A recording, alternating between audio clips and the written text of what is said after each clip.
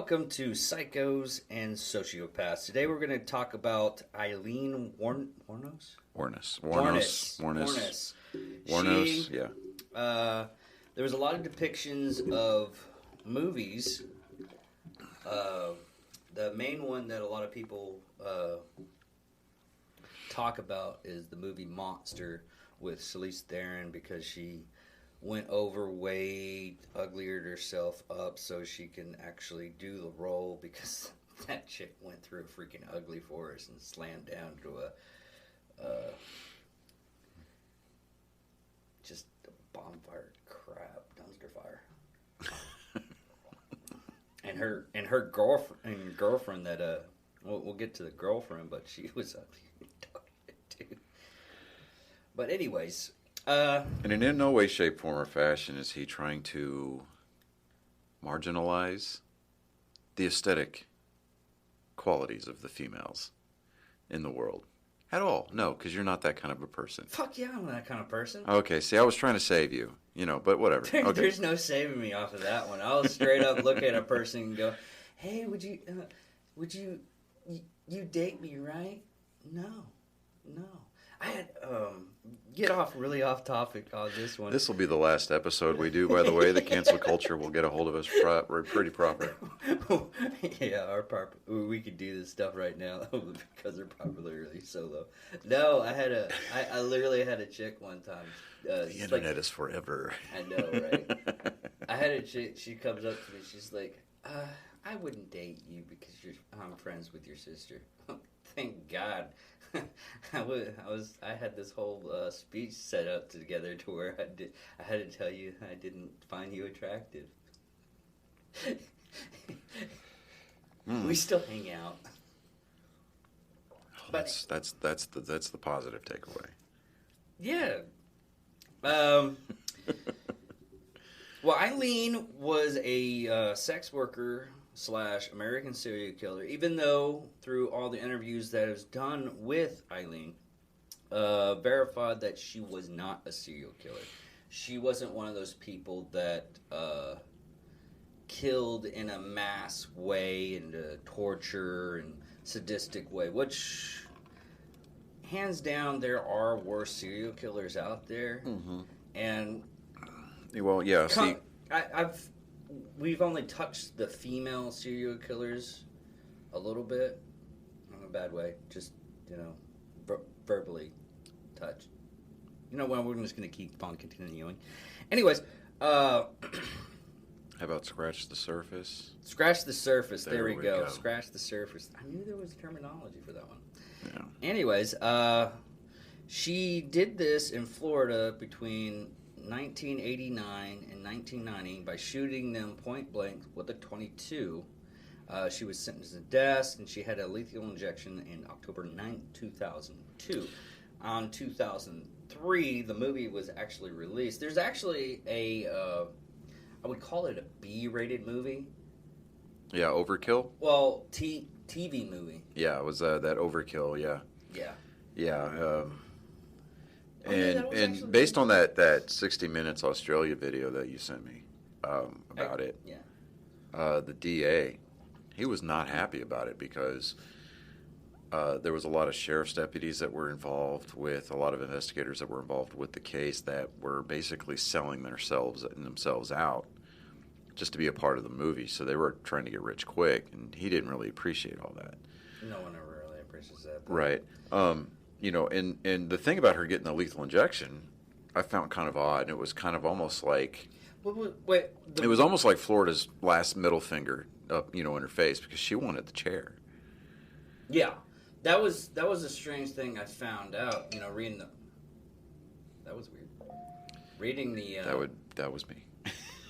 Reading the articles and everything, I thought she got the electric chair. Then that was one thing about this whole research on this one, and some of the stuff that we research on this, it goes from one source to another source, to where one source says one thing and another source says totally different. Like, I didn't find out about the lethal injection until You just told me. I thought she got the chair because the couple of videos kept on showing. I was like, this is how we're going to do it. We're going to electrify her. We're going to just jar her up with electricity. But yeah. I mean, and the thing that I picked up on through all of the interviews that I saw was she was claiming self-defense the whole time. And what I really found kind of, the whole narcissistic thing about her was the fact that, I mean, it's almost like the things that she said on camera or on record where, hey, look at me, I did this, I did that. But the one thing that really stuck out to me about the 60-minute interview was when she was talking about, she was like, well, there were several men in between all of those men. And it's like, you still shot 7 guys at point-blank range over the course of 12 months. But she was like, yeah, but there were so many other men that I didn't. I mean, they survived. It was just the jerks. And it was like she felt... Well, there's a couple of the men that she actually murked. And that's a term I'm going to use nowadays, murky. Right, okay. But, I mean, he was a piece of shit. Well, I mean, all that aside... Is that yours? Oh, that's our prop for the book. But,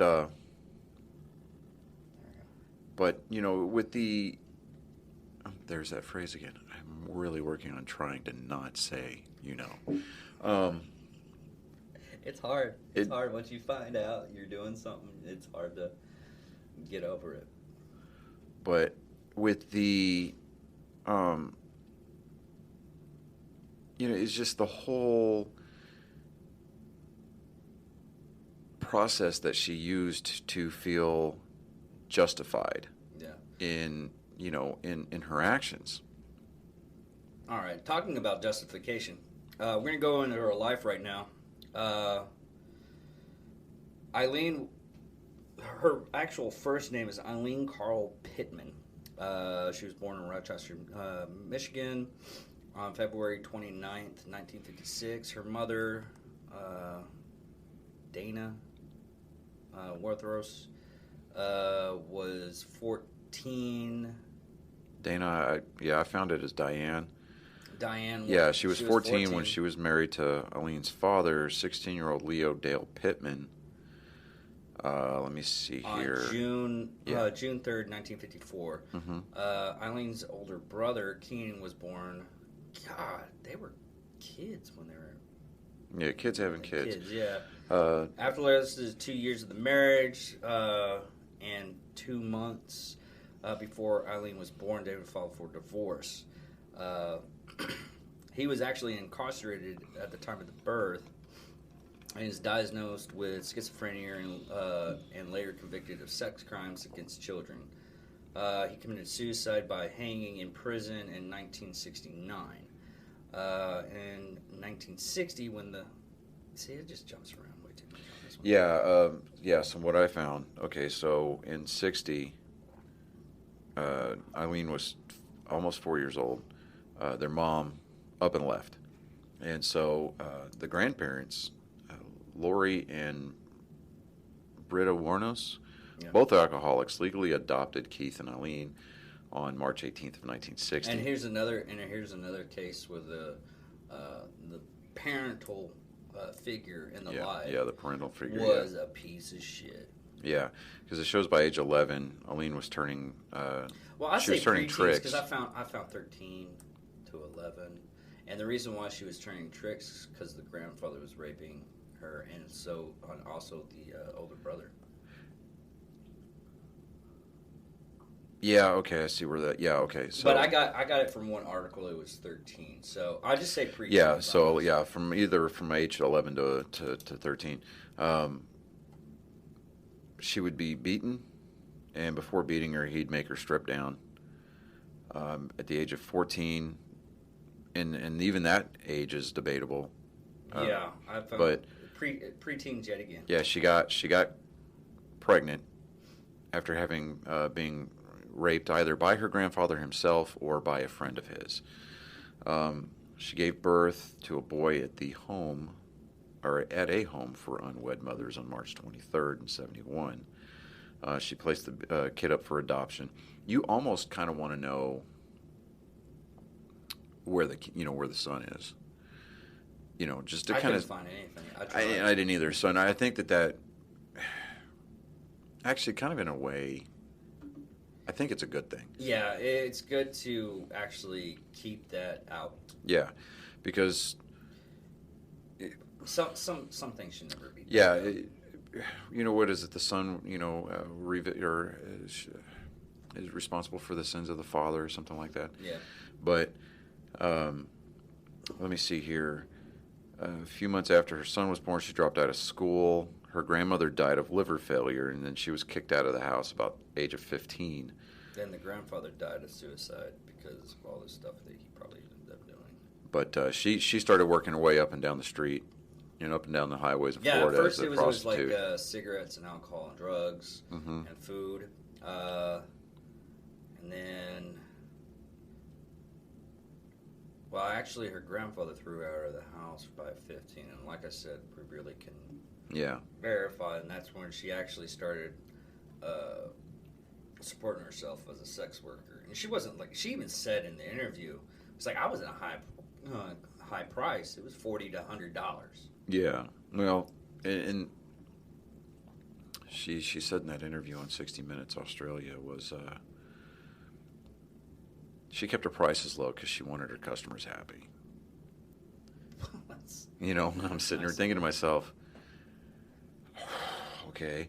But she was just fuck ugly, though. Well, I think a lot of that is the byproduct of her drug abuse. No, have you seen her teeth? I mean, it looked like... Byproduct of her drug abuse. Okay. And not to disparage against a particular sect of drug abusers, but, if you speak Mexican American, you're not going to have the best grill in the entire world. Okay, yeah. So... I like that Mexican American. I literally thought it was like, are you trying to say Mexican American? No, I'm not. No. Okay, that makes sense now. So she met a 69-year-old yacht club president named Louis Fell. They got married in 76. They announced their nuptials in the local papers, society pages. So basically, this was her foray into gold digging, I guess. Yeah. But she would continually get in, confrontations at the local bar. She went to jail for assault briefly. She also hit her husband with his own cane, leading him to gain a restraining order against her within weeks of the marriage. She returned to Michigan, where in July of 76, she was arrested in Antrim County and charged with assault or disturbing the peace for throwing a cue ball at the bartender's head. So you could argue that... I don't think she was angry at all with her life.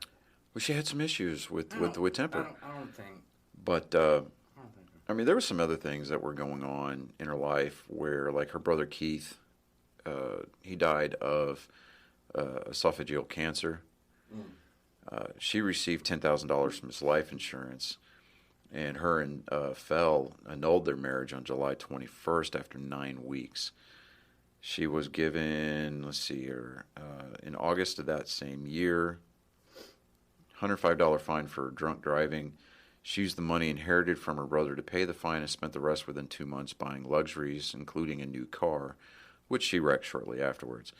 So, yeah, back in the day when $10,000 could get you a pretty good distance. But 81, she was arrested in Edgewater, Florida, for armed robbery of a convenience store. She stole $35 and 2 packs of cigarettes. Sentenced to prison in 82. She was released in June of 83. May 1st of 84, she was arrested for attempting to pass forged checks at a bank in Key West. November 30th of 85, she was named as a suspect in the theft of a revolver and ammunition in Pasco County. So she had, I mean, her life just, from the get-go. It was a shitstorm. Yeah, it was a shitstorm. So I don't want to say she didn't have much of a chance, but... She didn't give herself a chance. Yeah, she didn't give herself a chance because we all have that fight or flight that gift of free will. The one that God gives us, that gift of free will.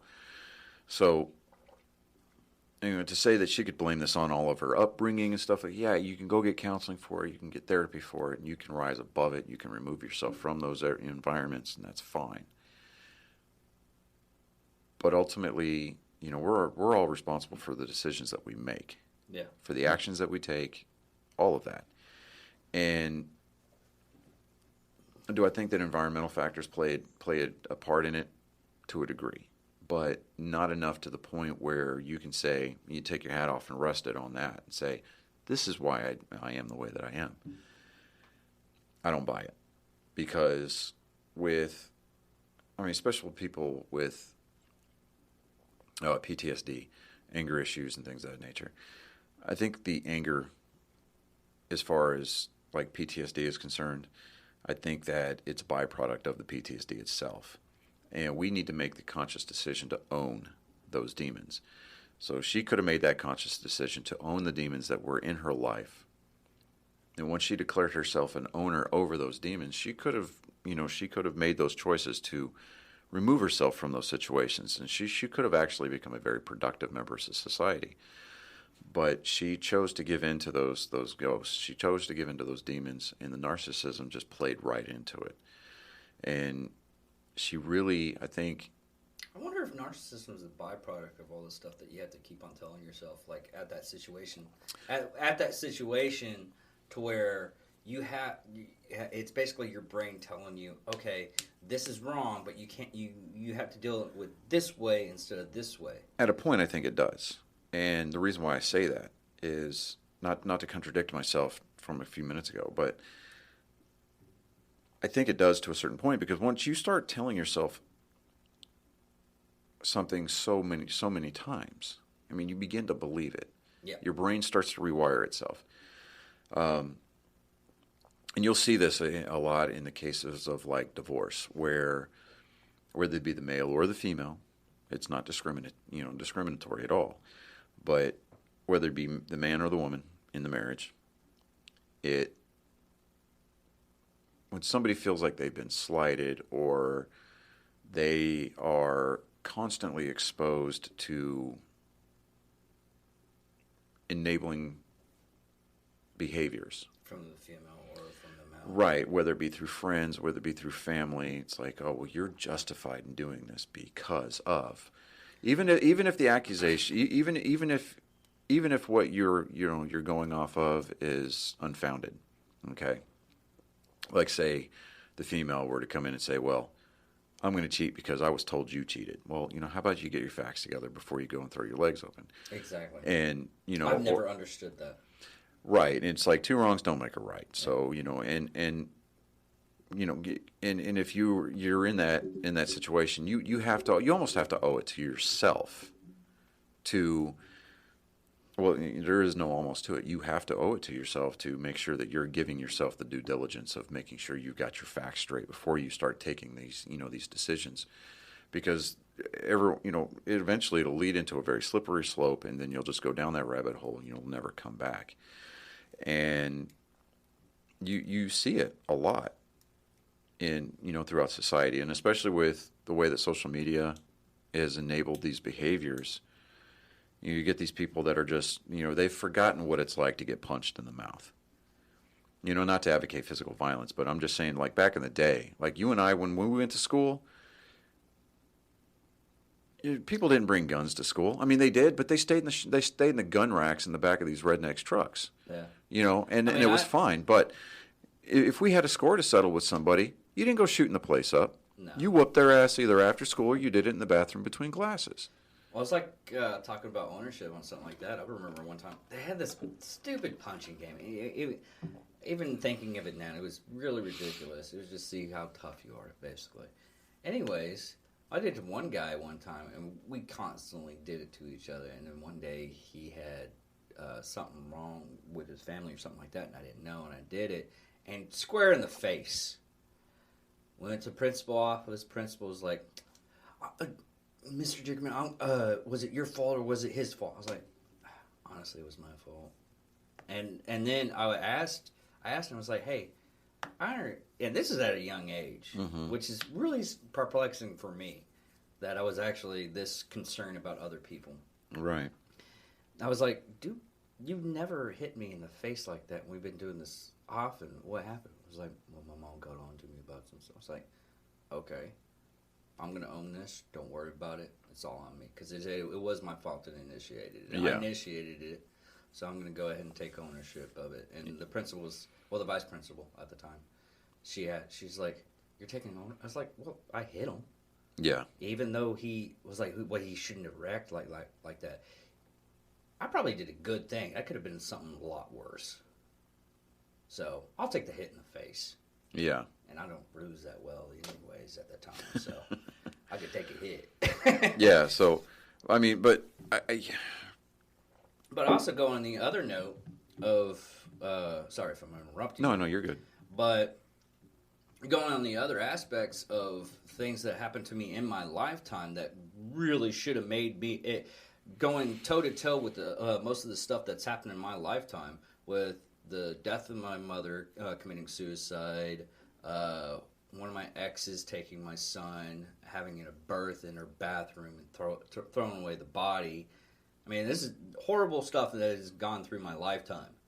And also, I was basically taking care of an 18-month-old kid, and the kid had to go back to the mother.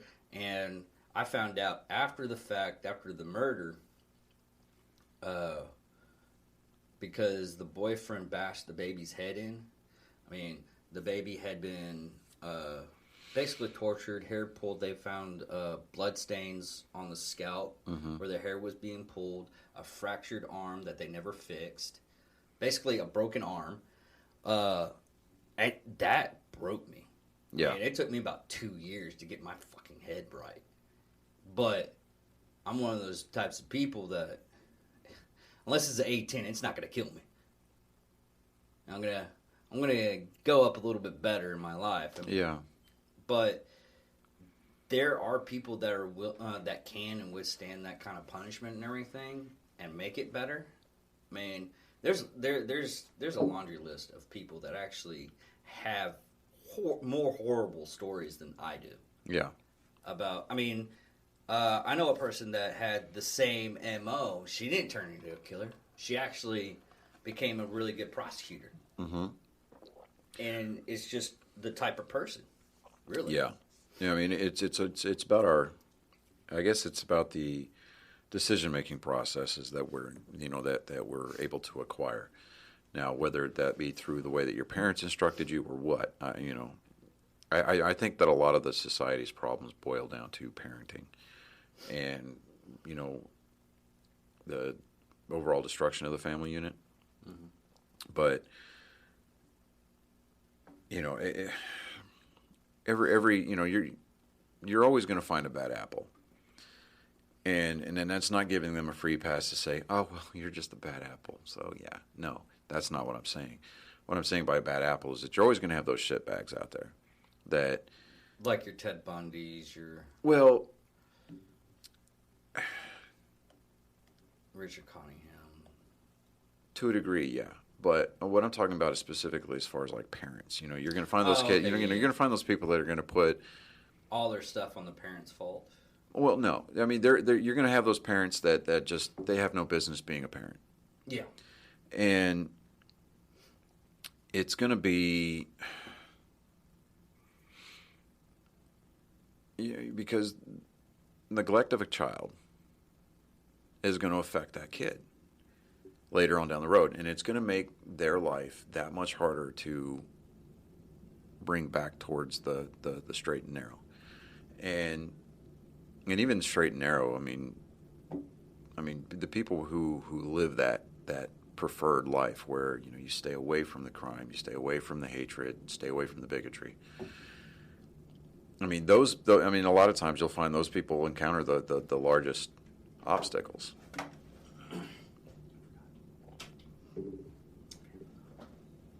But I haven't heard the fan when I was running or the air conditioner, when I'm doing the film and everything. Gotcha. But getting back to Aileen, she was just bitter, and she chose to live in that. And almost to her defense, it's easier to live bitter than it is to have that degree of forgiveness that you need to move past things. So, I mean, it's like she found that as a comfortable place for her, and over time, it just became institutionalized into her head that this is the way that I need to live. And anytime a guy is a jerk to me, I'm well within my rights to put a bullet in his head. And it was it just, the longer that behavior, the longer that state of mind continued, it just compounded, and it just built up layers to the point where you become numb to the you just become numb to it. And I mean, if you go back and you look at her criminal history, I mean, armed robbery, check forgery, suspected theft of a revolver, car theft, resisting arrest, obstruction of justice. She was January 4th of 86 in Miami, obstruction of justice for providing identification bearing her aunt's name. So, she was pulled over, or she was questioned, asked for identification. She gave her aunt's ID, so that's obstruction of justice, and that's false identification, which I don't know if Florida's laws, but I don't know if that would be a law that they'd nail her on. But well, yeah, you could. That they found a .38 revolver and a box of ammunition in the stolen car. Let me see here. On June 2nd of 86, Volusia County deputy sheriffs detained her for questioning after a male companion accused her of pulling a gun in his car and demanding $200. So she's out there turning a trick, and then she's like, no, you're going to give me more money, kind of a thing. And she held him up at gunpoint. Well, from what I looked at with the on her interviews and everything, mm-hmm. Once she turned 40, I guess she felt less attractive and everything, and she felt that she needed to do it this way instead of just, offering sex and everything. Yeah, and not to, because now we have to be sensitive to the needs of the sex workers in the world. But, I mean, when you go looking for a prostitute, I mean, really, if you're paying for it, you're not going to be expecting a whole lot to begin with. And you know that these people, whether they be men or women, they've got issues. They've got dependency issues a lot of times. And well, that's why I only date women that have daddy issues and the job revolves around a pole. Oh, my gosh. Yeah, okay. Well, I date fire women.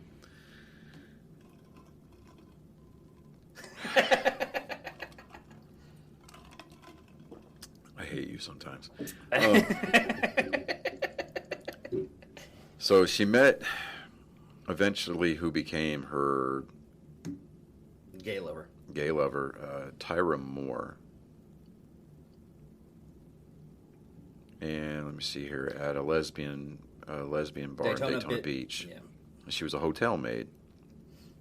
They moved in together, and Wuornos supported both of them with her earnings as a sex worker. And on July 4th of 87, Beach police detained them both at a bar for questioning regarding an incident in which they were accused of assault and battery with a beer bottle. Let me see here. There was she was accused of. She accused a Daytona Beach bus driver of assault. She claimed that he pushed her off the bus following a confrontation. Moore was listed as a witness to the incident up until her execution. Wuornos still claimed that she was in love with Tyra Moore. Which is really funny about that whole thing. Yeah, considering that Tyra Moore became the star witness in the state's case against her. Yeah, she just flat out just went up to the courts and was like, yeah, she told me she just killed a guy. And she was just totally all right with it. And then I just went, well... Yeah, she looked at that as her golden ticket to get out of everything. So she was like, in exchange for my information, I want immunity, which I think that the prosecution gave her. Yeah. But I mean, there's a list of Aileen's victims. There's a Richard Charles Mallory, age 51. He was killed November 30th of '89. He was an electronics store owner in Clearwater. He was a convicted rapist whom she claimed to have killed in self-defense. She said she was sodomized, brutally beaten after being driven to an abandoned area for sexual favors. 2 days later, the sheriffs in that county found his abandoned vehicle, rather, and his body was found several miles away in a wooded area. Been shot several times. 2 bullets to the left lung were found to have been the cause of death. David Andrew Spears, age 47, he was a construction worker in Winter Garden. He was declared missing on May 19th of '90. And on June 1st of that same year, they found his naked body along the Route 19 in Florida in Citrus County. Been shot 6 times. So she just didn't like one shot, one kill these guys. I mean, it was a rage kill. It was rage, and I think to a certain point, it was done out of perverse pleasure, because even with the .22, you get these bush people up in Alaska, they can drop a moose with a .22. Yeah. So it just takes one shot to the head. But no, I mean, she shot them multiple times, so that's why I don't buy the self-defense argument. Because if you're shooting somebody in self-defense, the usual response for a person in self-defense, they'll get off a shot, maybe 2, and then they're going to flee the area. Now, she stuck around and put 6 bullets in this guy. Well, you also got to look at the factor of adrenaline at the moment, and her damaged psyche at that point could have been the fact of, hey, it was basically, okay, this person's beating on me, I'm going to have to rage kill this guy. And she just kept on unloading. On something like that, depending on the person. I mean, you see those situations in like the movies, and then like, oh, she got off because of temporary insanity or whatever. You're even then you're going to get 1 or 2 shots, maybe 3 at the most, as it relates to self-defense. So the whole, hey, I put 6 bullets in him, but it was still self-defense. I'm not buying it. I'm just not. It's not something that I'm willing to accept. And obviously the prosecution in Florida, they didn't buy it either, because, I mean, they're looking at it as, this is excessive. That's excessive force. Charles Clarkston, he was 40 years old, part-time rodeo worker.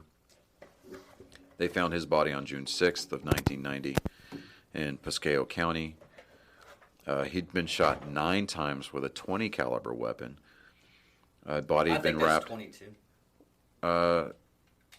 It might have just been a mess up on theirs. It may be.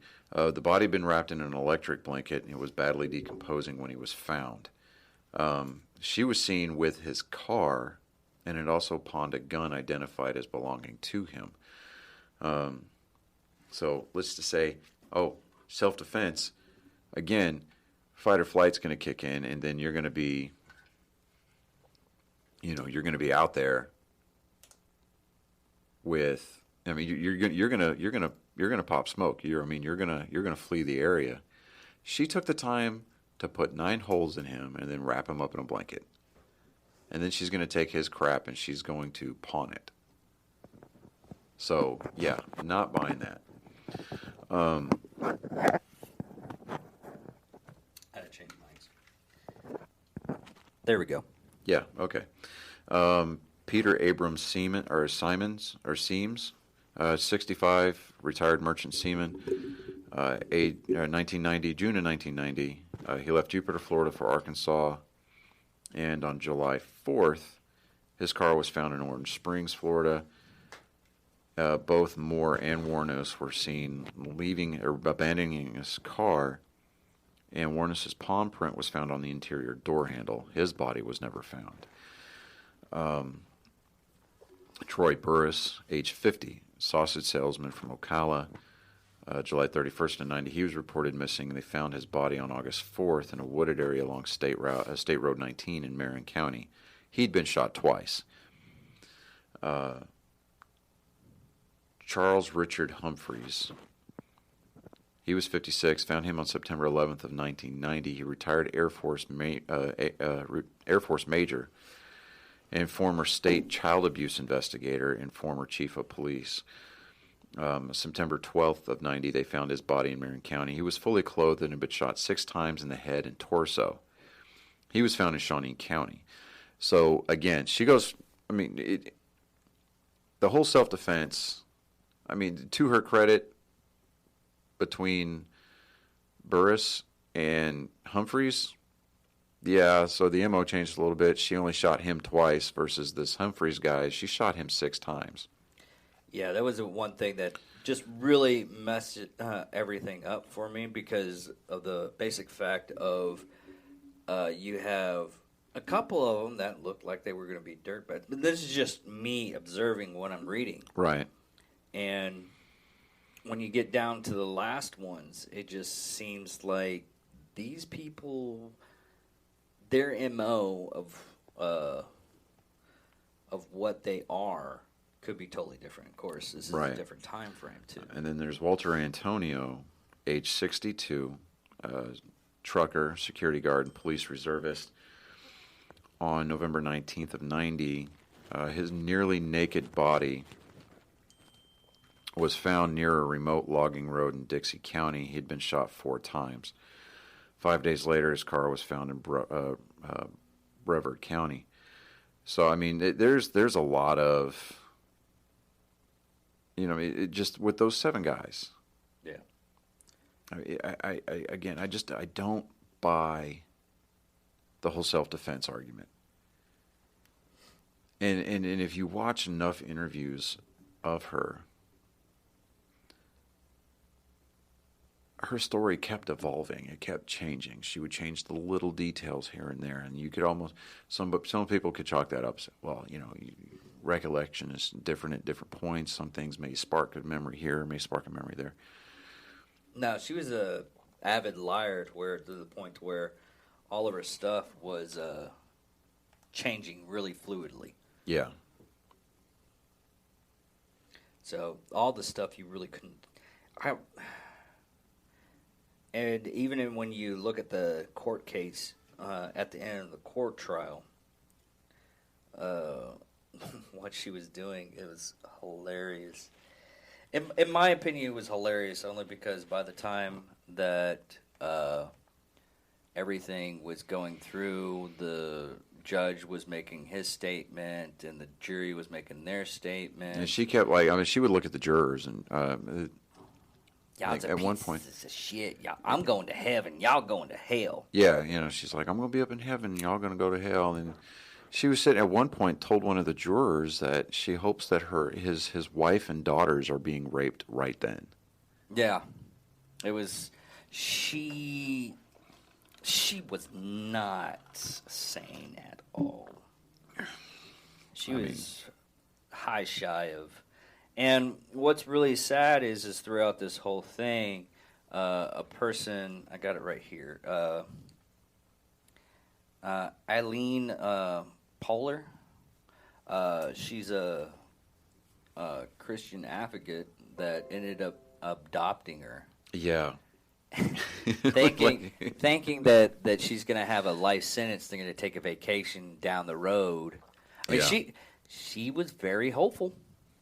She was very hopeful, but what ended up happening is she ended up getting the chair. Well, the injection chair, not the electric chair. Even though most of the interviews and everything, this whole thing, researching is very hard because even from the actual reporters, you're getting one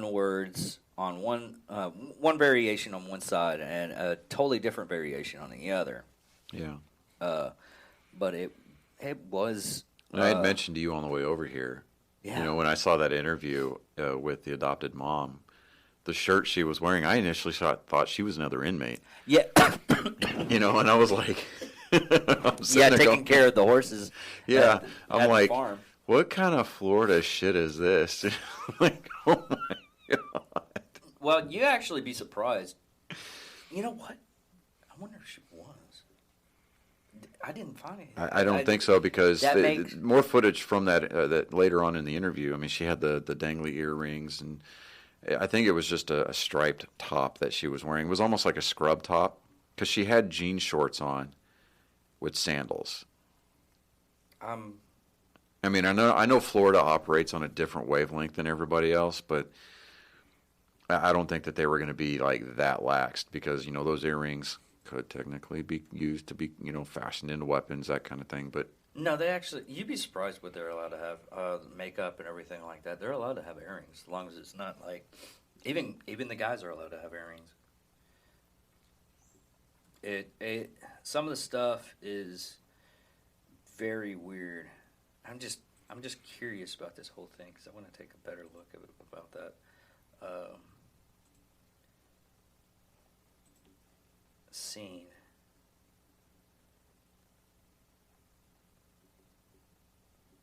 The other thing that I like about the whole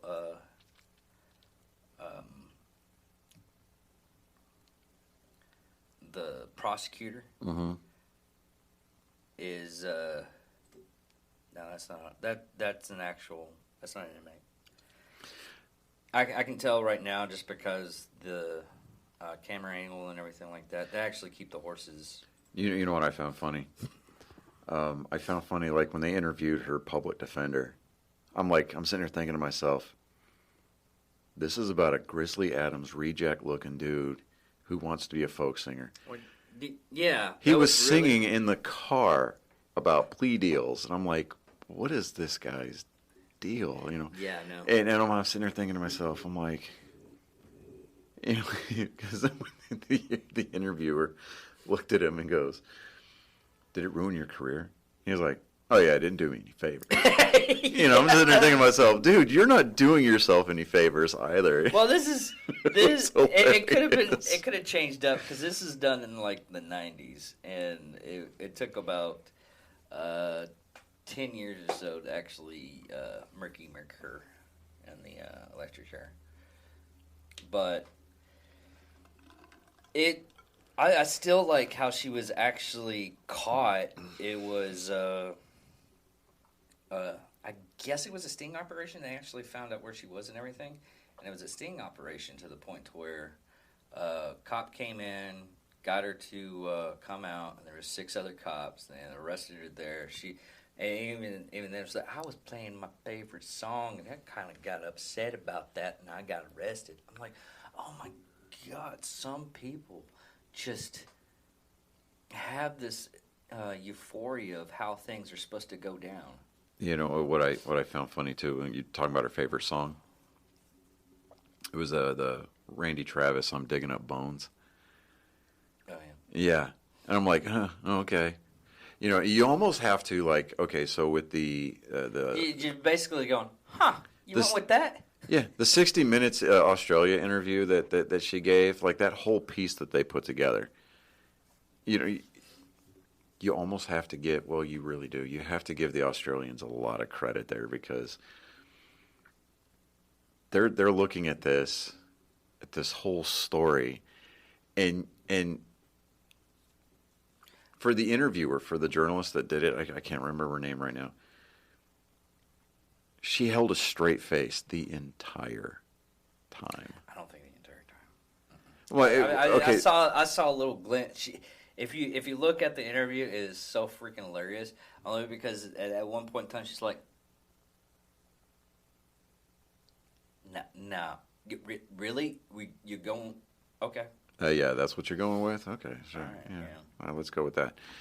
But this one was really, because I love how you had so much footage on it, and it's so comical. It is. It was a so dark comedy, and yes, I have a really dark sense of humor to where I find it funny. Yeah. I mean, yes, it's horrible that these people die, but the way she acted was just I mean, it was almost like she was. If you're having a bad day, you can watch this and just feel better about yourself. She was creating the mold for Florida guy, for Florida man. I'm just sitting there thinking to myself,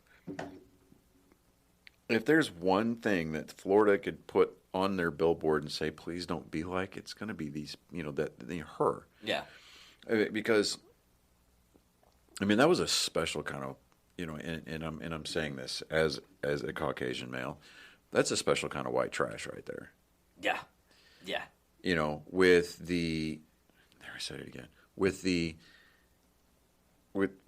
drug problem. The incest. Don't forget that. The incest. Well, see, I don't think incest is so much. I don't think that that's limited to white people. Anyways, we're not going to go there. They have entire websites devoted to that. Anyway. But if you're checking off stuff. Yeah, if you're checking off things, you're talking if you're playing white trash bingo. If you're playing white trash back swamp bingo. Yeah. That's the free box right in the middle. Yeah. Okay, so you're going to have the incest. You're going to have the criminal history. You're going to have...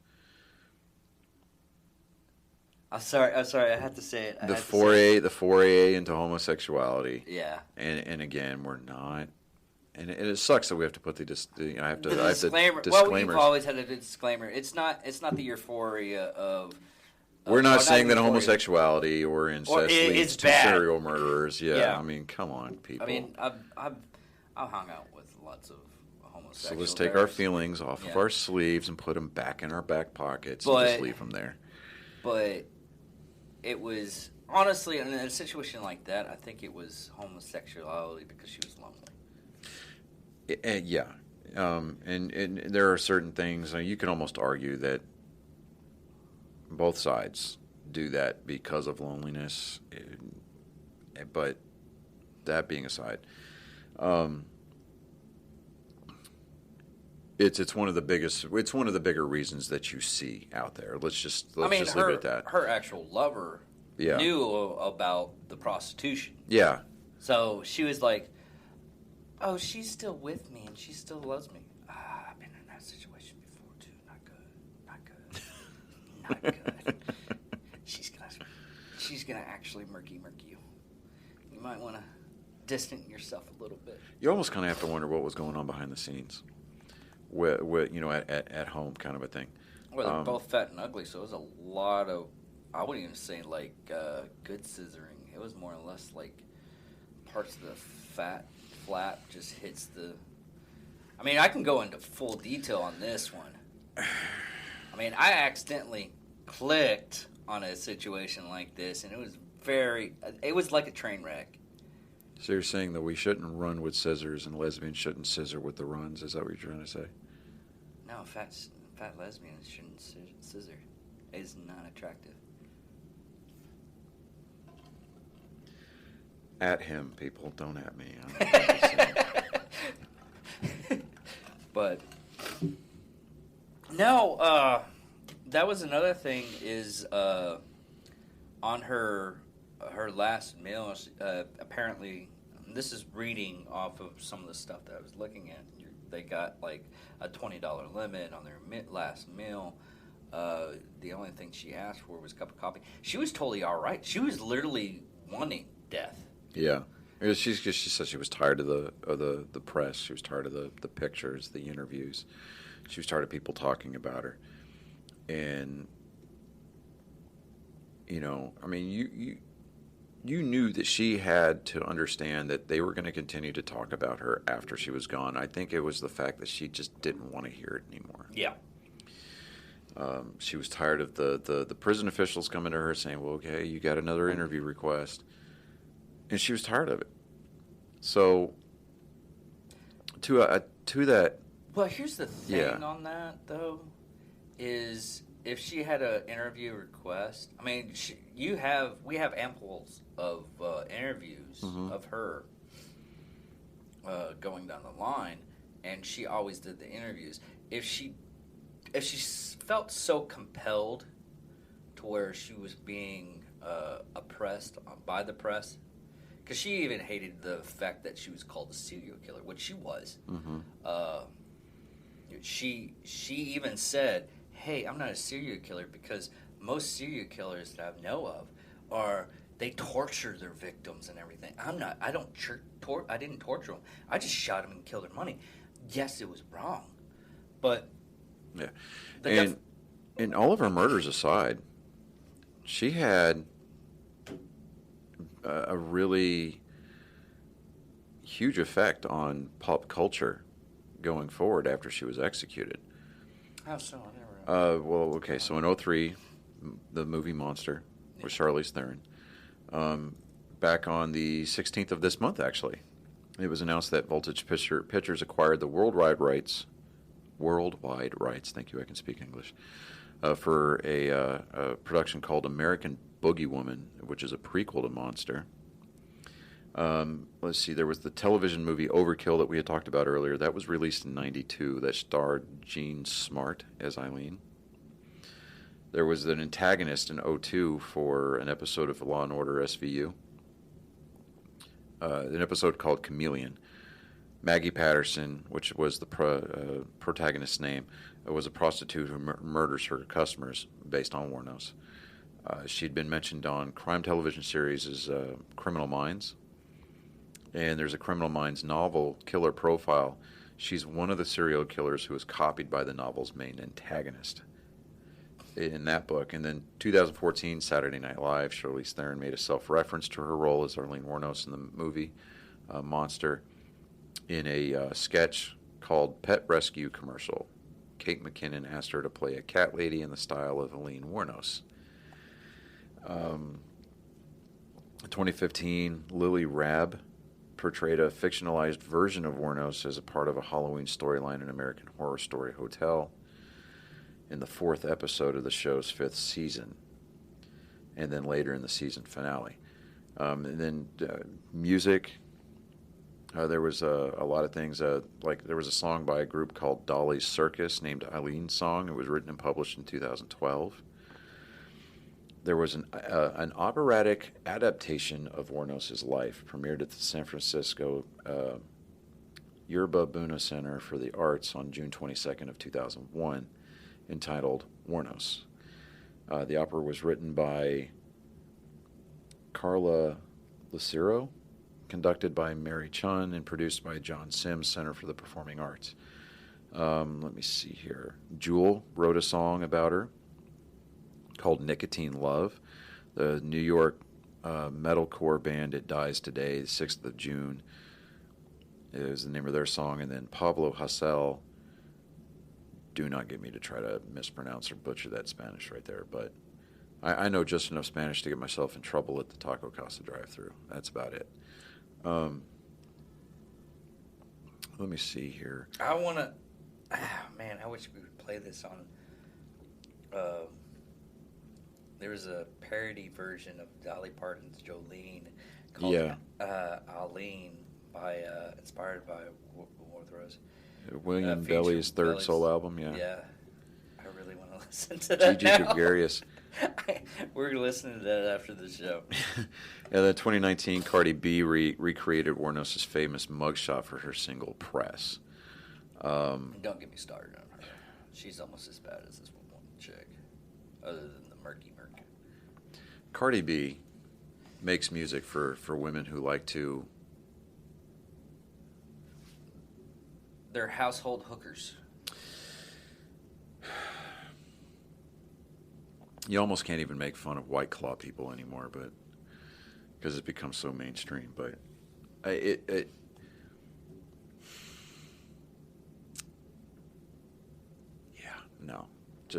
don't have a favorite role. I don't care for Cardi B. I don't care for her music. I don't even think that she's all that attractive. I'm surprised she's still not arrested after she. It's the statute of limitation on what she did. Oh yes, yeah. Because it's one of those things. It's like Cardi B's this. She changed so much when she became a rapper. I'm like, no, she did while she was trying to be a rapper. Yeah. Let me see here. 2020, a rapper named Sadistic released Aileen Wuornos, a song dedicated to her on his Delirium EP. So, I mean, she's constantly coming up in pop culture. Well, all the serial killers, really. Well, in one form of fashion. Yeah, but much of her childhood sexual abuse and career in prostitution, yeah, I mean, that you can credit that as being the reason for a lot of her damage, but again, I think a lot of it does go back to her childhood, but we still have the ability, we still have the resources available to rise above those situations. She just chose to be bitter, and she got comfortable in that place. Yeah, at the end of it, because she didn't actually start doing that until she turned 40. Yeah. Of course, Vicky Jackson did the same thing. It wasn't until her later years, I guess. And I hate to say it, women's biology, when it comes to reaching like 40 and everything, with menopause and everything, they have different factors working against them to go crazy. Yeah. I mean, they said that her traumatic upbringing, including her physical and sexual abuse, had been partially linked to the development of her borderline personality disorder. And it's not us being like feminist or anything. No, or misogynistic. Yeah, no. Yeah. But they're saying that such severe trauma can also interrupt the development of the mind and result in primitive, dissociative, and splitting defenses to ward off the intensity of emotional and sexual stimulation that cannot be integrated as a child. So yes, while you are getting those abuses and they're kind of being ingrained into your psyche, those are going to be scars that are going to be with you forever. I mean, that's just, there's no way around that. Yeah, if you really want to scar somebody up, you do it psychologically, not physically. Yeah, so I mean, it's the hardest scars to heal are the ones that you can't see. I mean, it sounds cliche, it sounds bumper sticker or platitude-esque, but at the end of the day, yeah, it's true. I mean, you really want to you'll have a lasting effect on somebody. Don't mess with their physicality. I mean, you go after their mental state, and a lot of that is the MO of a narcissist. So a narcissist, as we've discussed in previous episodes, they'll use somebody up that they see as a challenge, and then they'll discard them and make them the aggressor, and then they assume the role of the victim. Well, that's actually a lot of criminals. Yeah, they do. Because talking to a lot of drug dealers when I was actually in corrections, they always go up. Their first thing is like, you know how much I made when I was outside? It was $100,000 a year. I'm like, but you're not making that now. But you got to look at the past and see how much I was worth back then. I was like, you're worth about two cigarettes right now from what I was told. Kind of like Yankees fans. Yeah. Yeah. And, we can go back and talk about after she was executed. She was cremated and her ashes were spread under a tree. But in the song. Yeah. Natalie Merchant's song "Carnival" was played at her funeral. Yeah. Well, I can edit that if I wanted to, but we have so many low on views and everything. People will be like, "Well, this is kind of quirky." Yeah. Okay. But one day we'll actually grow up and be like an actual honest to God podcast with structure and substance to it. It'd be nice. Those aren't fun. I watched those and those aren't fun. Well, so Mike Rose, the way I heard it, I love that podcast. And he gets straightforward and everything. But look at Time Suck. He does the same thing that we're doing. Yeah. But he does a lot of comedy in between. And half the time, I'm like, listen to it. It's like, is that real? So you're saying I should start bringing Nerf guns to the studio? That note, I think I was going for the next episode, right next to her in this book that I wanted to go in. It was this case in Britain about two kids that ended up killing and torturing like an 11 or 10-year-old. Uh-huh. And I want to go over the kids that kill type deal. Yeah, there was another thing too I picked up on. It was an Australian serial murderer. Can't remember his name off the top of my head. I saw a piece about it, about two girls that escaped. They were hitchhikers in Australia. They were tourists, basically. And he picked them up and took them to a place called Salt Creek. And tried to bash them with a hammer, tried to rape one of them, and they both escaped. So, I was like, that kind of intrigued me a little bit because, this guy, he was just like Mr. Jekyll and Dr. Jekyll and Mr. Hyde. Here we go. Robert Thompson and John Venables. I don't know if I'm getting that right. We'll go over that next week. It happened in 1993. But, yeah, check us out on Facebook. Comment if you want. And we'll catch you next time.